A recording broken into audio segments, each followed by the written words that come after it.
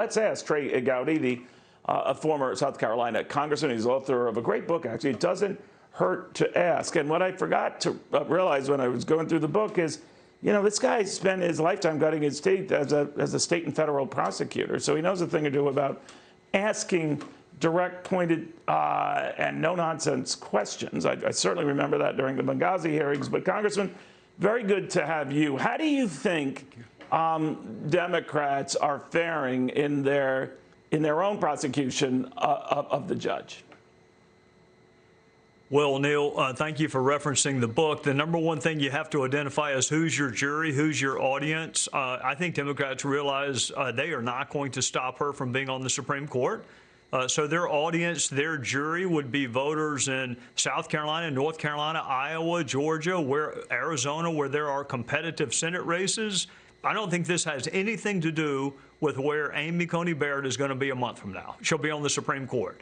It has a lot to do with who's going to control the Senate come next January. I think that's what the last couple of days have been about. So when you hear these questions, it seems that, to me at least, Congressman, that the Democrats have resigned themselves to the fact she's probably going to make it to the highest court. But they want to score points on this issue of the Affordable Care Act and whether any decision on her part, even dismantling key provisions in it, will eventually lead to its death. Is that their strategy?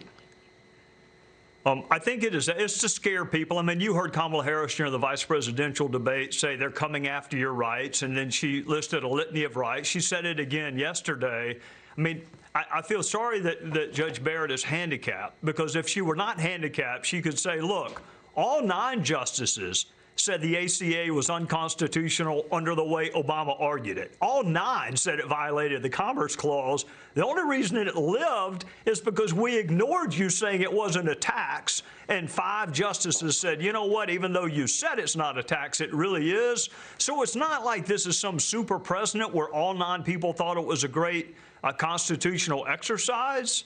I think the Democrats, you know, I got a chapter in the book. You know, Neil, I'm sure when you grew up, I grew up, my parents said there's no such thing as a dumb question. I think you and I both know there are dumb questions, and we heard 2 of them yesterday. The difference with you, though, Congressman, is you admit when you ask a dumb question. I like how you started out talking about your early days with a key witness, and that you just asked some silly questions, but you learn from that. But I'm watching this event, and I'm hearing a lot of dumb questions. Yeah, 2 stick out in my mind that may be the 2 dumbest I've ever heard, and that's saying a lot because I got a lot of friends that ask dumb questions. But when Cory Booker asked the mother of 2 black children to denounce white supremacy, I felt a lot sorrier for him than I did her I felt sorry for her kids having to listen to it. And then when the senator from Hawaii, with no factual predicate, no evidentiary foundation at all, asked Judge Barrett whether she had ever committed the crime of sexual assault, I mean, I didn't know what I was. Is this really the U.S. Senate? Is this really what we're going to ask? Is there any evidentiary reason to ask Amy Barrett whether you have committed the crime of sexual assault? Why ask that question? Well, that's what turned apparently that's what turned everything around the Kavanaugh hearings. So they felt, well, let's just raise it with her and see what comes up. But it seemed to me like a pretty crude fishing expedition. But in your book you talk about, how we deal with each other and the approach we take. When you left Congress, it surprised a lot of folks, including me, because you had a meteoric career going. But it seemed like you had your fill of it, and then that you'd had enough of it. I'm just wondering, looking at these hearings and seeing everything else, I know you were in the House and you wouldn't be in the Senate. I imagine you'd be a pretty tough interrogator there as well. Is the politics so bad now, and the general stench so bad now that it just turns you off, and it's turning Americans off looking at it? Well, it certainly turned me off, and I think the level of confidence in our government institutions is probably at its lowest. Neil, in a courtroom, I was in a system where even though you had the right person for the right crime, if you didn't do it the right way, you lost. And we all accepted that because the way you do things matters. In politics, winning is the only thing that matters. And I don't want to be in a job where rules of fair play and treating people decently and using facts. I don't want to be in a job where none of that matters anymore. But that's politics. As long as we win, we can besmirch her reputation, we can misrepresent her writings, we can ask her if she's a white supremacist, even though she adopted 2 black children, and there's really no critique from your own team. And that's true on both sides. Republicans don't like to police Republicans, and Democrats don't police Democrats. So, yeah, I'd rather be in a death penalty trial where there's more civility than there is in the typical congressional hearing. You know, you get into the issue, Congressman, about the way the general media treats Republicans and this president.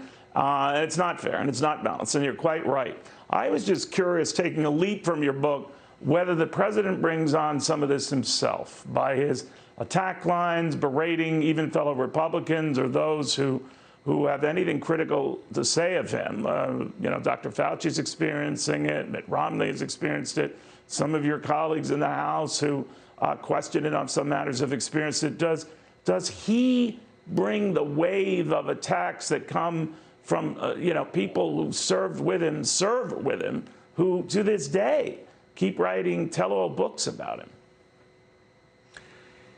Yeah, I mean, I think the manner in which we communicate, Neil, is every bit as important as what we believe. I mean, you can be really, really right, and if people don't like you or they don't like the manner in which you communicate, insults are not persuasive. Living by a different set of rules than the set of rules I want you to live by is not persuasive. Hypocrisy is not persuasive. So if you're in politics, the job is to grow the tribe. The job is to get more people to support you. It's not lost on me that most of the questions Amy Barrett is getting are not about things she said or wrote. I mean, the whole ACA line is because the president tweeted something. Why not think it?